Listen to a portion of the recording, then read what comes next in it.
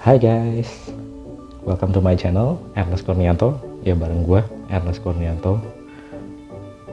Dimana gue berharap melalui channel ini gue bisa banyak berbagi lah, sharing-sharing ilmu, tips, dan juga pengalaman-pengalaman gue di bidang sales yang sudah beberapa tahun belakangan, yang mungkin bisa menginspirasi atau membantu teman-teman semua yang bergerak di bidang sales, yang baik itu sales eksekutif, sales manager, ataupun teman-teman entrepreneur yang mana mereka pasti berhubungan sama jualan ya, kerjaannya gitu. Nah, kenapa gue ambil jalan atau topik sales ini gitu sebenarnya? Karena sales ini adalah bagian yang sangat penting, bagian yang ujung tombak kalau dibilang gitu. Jadi kalau punya produk, punya ide, punya barang, punya jasa, tapi nggak bisa jualan, ujungnya ya percuma. Ya, jadi sukses atau tidaknya suatu perusahaan atau suatu produk atau ide ya tergantung salesnya. Bisa jualan nggak? Ada yang mau beli nggak? Gitu ya. Di sini jadi gue mau berbagi beberapa tips and trick tentang sales gitu. Nah, sales sendiri belakangan ini juga bergeser gitu kalau gue lihat. Jadi apalagi sejak era industri 4.0 ya, semuanya go digital, semuanya lewat online gitu, seolah-olah jadi online itu ya booming banget. Jadi kalau mau jualan ya lewat sosial media aja, semuanya pasti banyak yang pegang, banyak yang mau beli lewat sosial media gitu. Cuma kadang-kadang kita lupa. Nah, ini gue mau ajak teman-teman back to basic juga. Sales itu perlu human touch juga kadang-kadang. Perlu istilahnya jaga relasi atau ketemu tatap muka, ngobrol, supaya apa? Supaya kita percaya, karena trust itu sangat penting gitu. Oke. Nah, di sini gue makanya mau bagi tips-tips atau paling nggak ilmu dulu. Kalau sebelum masuk ke tips, mungkin ilmunya dulu, basicnya dulu. Sales proses itu seperti apa sih yang basicnya ya. Oke. Nomor satu, basic sales proses ya. Nomor satu, sebelum jualan lo harus punya database dulu dong pastinya. Kita harus punya database yang isinya apa? Target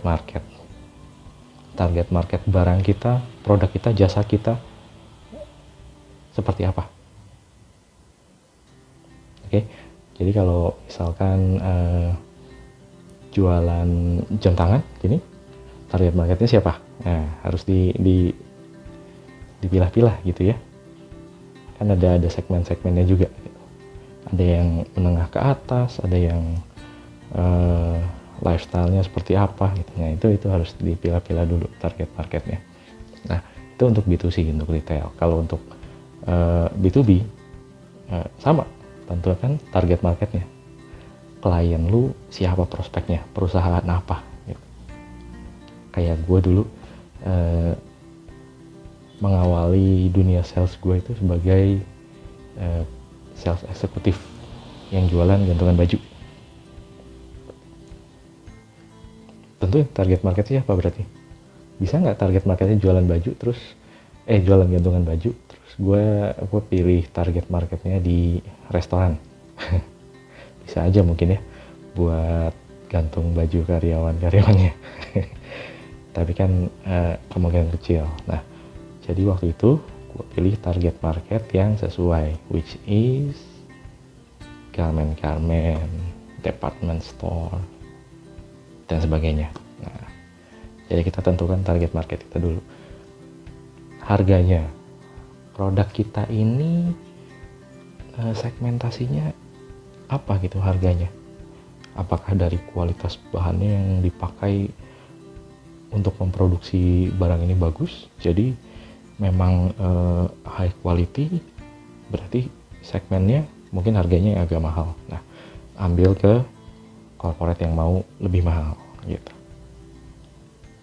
Bisa juga sebaliknya, kalau pasarnya yang murah-murah, mungkin kualitas nggak terlalu, ya boleh lah, yang penting bisa dipakai aja gitu, ya nggak apa-apa, cari target marketnya.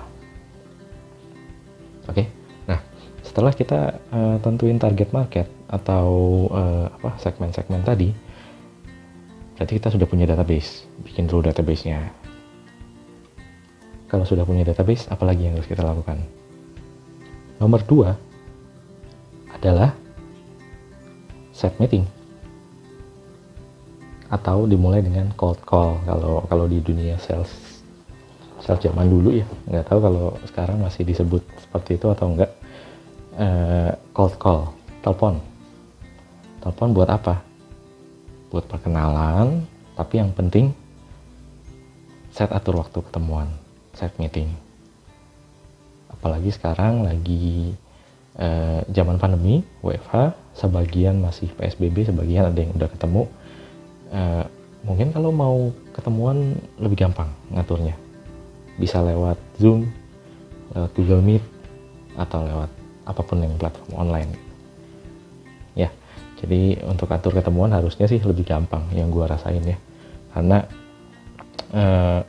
nggak seperti dulu di sebelum new normal ya. Sekarang new normal kan katanya lagi rame. Nah, kalau dulu mau meeting itu harus benar-benar lihat waktu kita sendiri, terus lihat waktunya si calon yang mau kita ajak meeting gitu. Kadang-kadang ketemunya susah banget tuh. Kalau sekarang karena sebagian WFH, mungkin bila yang mau kita ajak ketemu lagi WFH, kita bisa ngatur online meeting. Jadi lebih efektif harusnya. Itu saatnya dancing in the moment gitu ya. Jadi di cold call ini atau di telepon-teleponan ini nggak perlu terlalu agresif dulu di awal. Oke? Sekarang yang ketiga ya, berikutnya setelah cold call, kan tadi sudah cold call terus ngajak meeting gitu ya.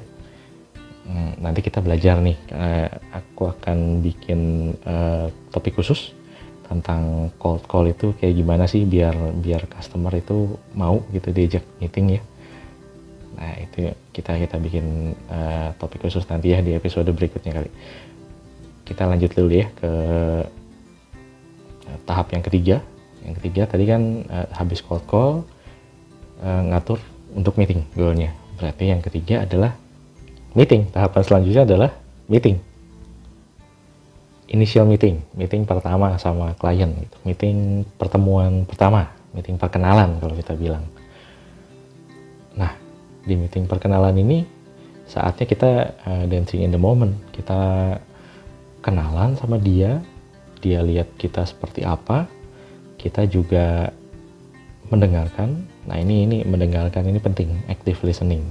Jadi di meeting itu kita hindari, kadang-kadang sales itu mentang-mentang atau mumpung dapat kesempatan untuk meeting gitu, customernya mungkin susah diajak meeting, sekalinya meeting jadi agresif, pengennya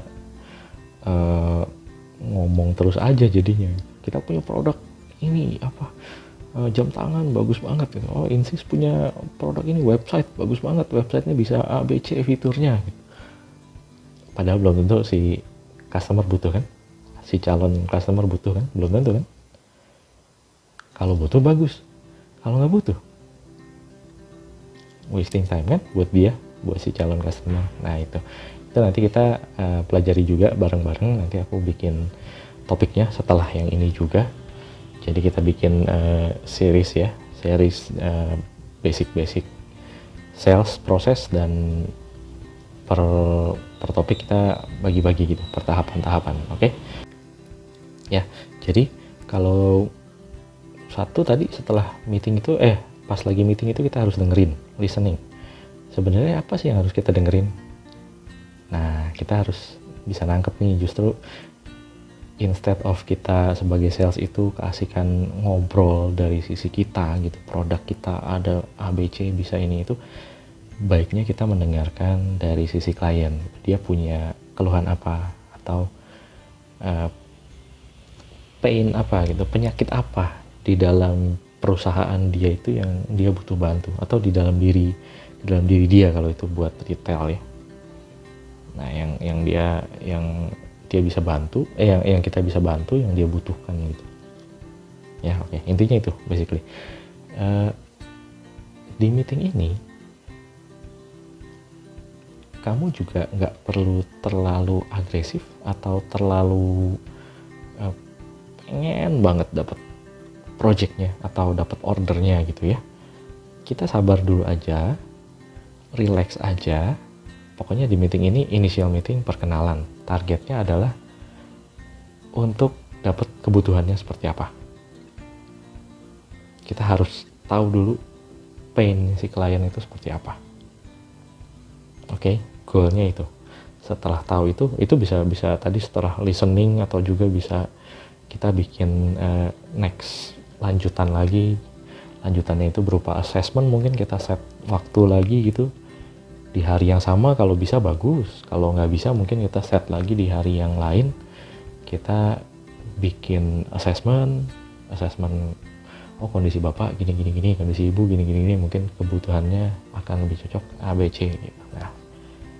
Nah setelah dapat painnya si klien apa, next step apa? Baru kita bikinin proposal, baru kita submit proposalnya, ya kan? Lebih oke dong proposal yang kita buat berdasarkan hasil assessment kita setelah kita mengetahui painnya si klien. Lebih oke dong dibanding proposal yang kita buat masih mentah, kita nggak tahu kebutuhannya apa. Ya udah bikin aja penawarannya dulu, kasih aja, siapa tahu dia mau. Yang mana yang lebih oke? Jawab di komen ya. Oke, next. Nah setelah kita kirim proposal, tahapan selanjutnya apa? Kalau baik langsung order customer-nya. Kalau baik dan kalau cocok banget itu ya, kalau kliennya udah ngebet banget mau beli produk atau jasa kita gitu.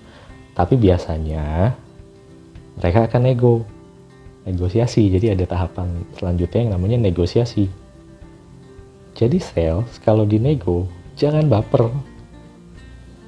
Oke? Jangan baper. Itu artinya anggap sebagai kemajuan dalam proyeksi kita, dalam prospecting kita gitu. Ya.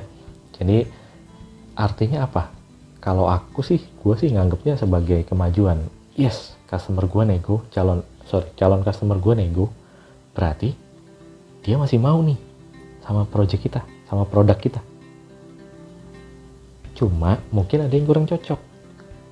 Nah, itu yang harus dibahas. Nanti kita bahas ya gimana caranya melewati nego supaya bisa dapat orderannya gitu ya. Oke. Tahapan berikutnya setelah negosiasi adalah tahapan yang paling menyenangkan. Deal atau dapat PO. Atau batal. Nggak deal, nggak PO. Atau ngegantung, nggak jelas. Nah, yang terakhir ini, ngegantung, nggak jelas. Ini jangan sampai kalian alami, gitu. Teman-teman sales alami. Gitu. Karena ini nggak enak rasanya, digantung ya. Kan nggak enak ya, digantung. Nah, jadi mau yes atau no, harus kasih jawaban. Gitu. Jadi, teman-teman sales harus tanya sebenarnya ke kliennya gitu. Yes or no, nggak apa-apa. Tapi yang penting ada jawabannya. Saat customer bilang no, berarti tahapan sales sudah beres, kalian nggak perlu ngabisin waktu lagi, si klien juga nggak perlu ngabisin waktu lagi mungkin. Ya sudah, kita cari prospecting yang lain gitu. Tapi kalau yes, deal gitu ya, ya kalian harus senang dong ya. Kan prospectingnya berhasil dong berarti. Oke? Nah, saat sudah deal, apa yang harus kalian lakukan gitu? Udah kesenangan, dapat orderan, tapi kalian juga nggak boleh lupa, teman-teman sales juga nggak boleh lupa. Biasanya kita kalau udah dapat orderan, wah udah senang banget gitu, udah nambahin kuota atau achieve kuota gitu ya. Tapi kita juga nggak boleh lupa itu tuh belum selesai sebenarnya, masih ada lagi. Kalau dulu mantan seniorku di sales bilang get the PO, get the order, itu belum beres. You need to get the job done. Nah, itu artinya apa? Get the job done. Habis dapat ordernya, kamu harus kirim barangnya dengan kualitas yang terbaik. Itu kalau jualan barang. Kalau jualan jasa, harus dikerjain jasanya dengan servis yang baik, sesuai janji. Jadi kalau boleh dibilang jangan over promise, tapi under promise, nggak apa-apa. Tapi over deliver. Kita kasih yang baik, kalau perlu lebih baik daripada yang kita janjiin, kalau bisa gitu ya. Karena si klien pasti akan acknowledge itu. Kalau nggak acknowledge pun nggak apa-apa, kita juga pasti senang lah. Kalau sales itu kan harusnya punya jiwa berbagi yang sangat tinggi ya. Tahapan yang berikutnya, udah beres belum tuh? Belum dong ya. Tahapan berikutnya setelah get the job done, sudah beres, kita ngapain lagi? Nagih. Tahapan berikutnya, penagihan. Ini penting banget. Jadi teman-teman sales seringkali lalai gitu ya, atau seringkali nggak mau pusing. Udah penagihan orang finance aja gitu. Padahal yang punya hubungan dekat sama klien itu siapa? Bukan orang finance kan, tapi orang sales kan, yang ngerti kliennya seperti apa, yang tahu oh dia bisa ditagih tiap hari, diteleponin juga dia nggak marah gitu, atau diteleponinnya pas lagi sore aja habis jam kerja gitu. Nah, itu kan sales yang tahu. Jadi sales memang nggak wajib menagih, tapi bantulah orang-orang finance, accounting kalian untuk nagih apa yang sudah dikerjakan ya, supaya piutangnya bisa dibayar sama kliennya ya. Kalau sudah jatuh tempo, dibayar. Oke, kalau sudah dibayar baru selesai proyeknya gitu. Nah, itulah alur dari sales proses yang basic gitu ya.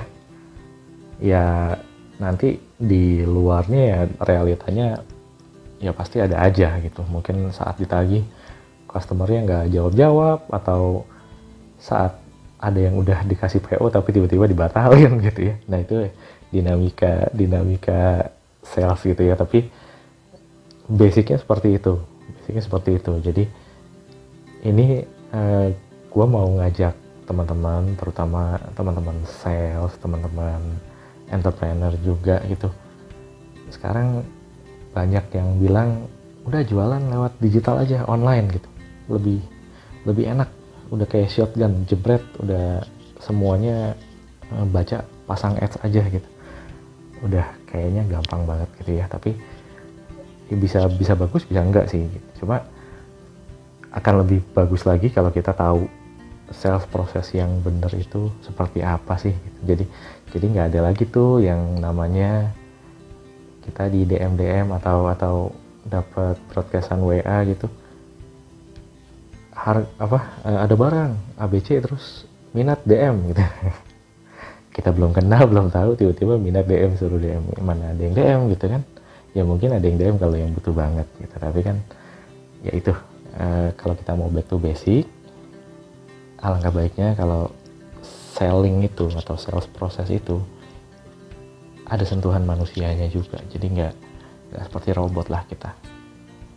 Oke teman-teman, nah itu tadi tahapan-tahapan dalam sales proses yang basic. Mudah-mudahan bisa memberi inspirasi buat teman-teman.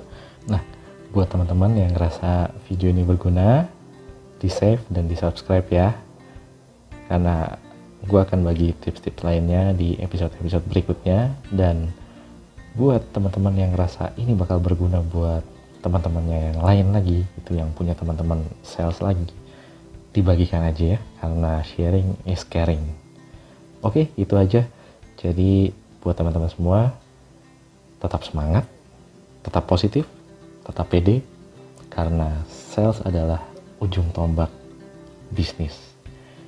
Semangat terus. Bye-bye.